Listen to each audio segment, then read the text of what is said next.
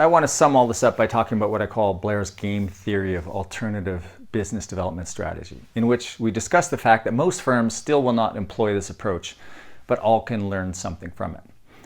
So in an environment of multiple zero-sum competitions, that means lots of pitches in which the winner takes all and there's no prize for second place, right? The primary strategy employed by most firms is to play the numbers game, to enter as many competitions as they can, to try their hardest and win their share. So enter 16 pitches in a year with an average of 4 firms per pitch, and with all things reverting to the mean over time, you should win 4 on average, right?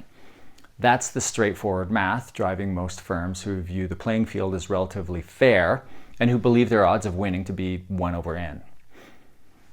Now, the alternative strategy, the win without pitching strategy, is to enter as many competitions and immediately see if you can get the rules changed in your favor. If you can affect the buying process by getting the client to view their problem differently, or by getting them to make significant concessions to you that they don't make to other firms, then these are the games that you play.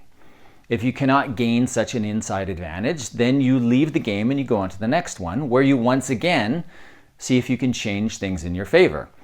It's kind of like the best blackjack players who fold while waiting for a hand where they know the odds are good. While the amateur sits there betting smaller amounts more frequently, using more subjective criteria to routinely overestimate his odds of winning. Now, this alternative strategy is not really available to everyone, is it? The undifferentiated generalist firm and the relationship builder individual struggle with this approach.